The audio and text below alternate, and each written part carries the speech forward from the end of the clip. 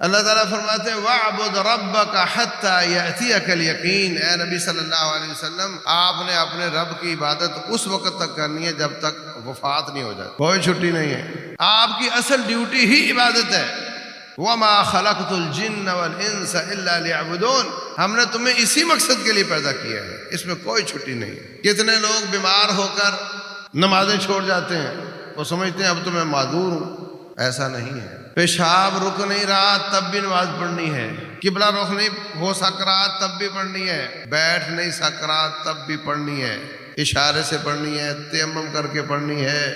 چھٹی کوئی نہیں۔ وَاعْبُدْ رَبَّكَ حَتَّى يَأْتِيَكَ الْيَقِينُ، رسول اللہ صلی اللہ علیہ وسلم کی آخری بیماری ہے اور آپ مسجد میں جا نہیں سک رہے، ہوش آتی ہے پھر بے ہوش ہو جاتے ہیں، ہوش آتی ہے پھر بے ہوش ہو جاتے ہیں۔ آخر جب دیکھا نماز کا وقت نکل رہا ہے، فرمایا مروا ابا بکر فلیصلی بالناس، ابو بکر سے کہہ دو کہ وہ نماز پڑھا دیں۔ عائشہ صدیقہ رضی اللہ عنہا فرماتی ہیں میرے دل میں بات آئی کہ لوگ کہیں گے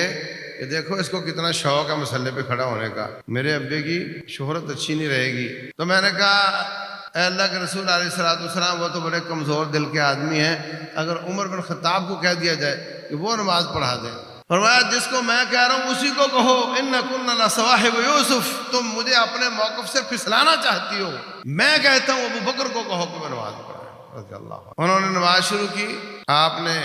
فرمایا مجھے بٹھاؤ، بٹھایا، فرمایا میرے اوپر پانی ڈالو، پانی ڈالا، تھوڑا بہتری محسوس کی۔ فضل بن عباس آپ کا کزن اور علی بن ابی طالب دوسرا کزن رضی اللہ عنہما، دونوں کندھے کو سہارا دے کر آپ کو مسجد کی طرف لے جا رہے ہیں۔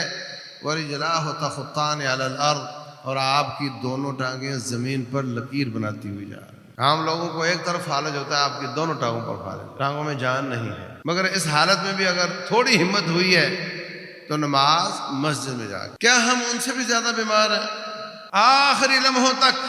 نماز مسجد میں پڑھنے کی کوشش کی، اور ہمارے پیر کہتے ہیں ہم نے پڑھی ہوئی ہیں، کوئی کہتا ہے میں تو مدینہ پڑھ کے آتا ہوں، کوئی کہتا ہے یہ تو وہ پڑھے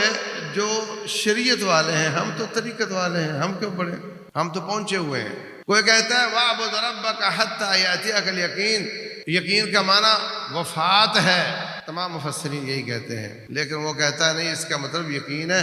ہمیں یقین آ چکا ہے اس لیے ہم نہیں پڑھیں گے، تمہیں نہیں آیا تم پڑھتے رہو، مطلب رسول اللہ صلی اللہ علیہ وسلم سے زیادہ یقین تمہیں آ گیا ہے۔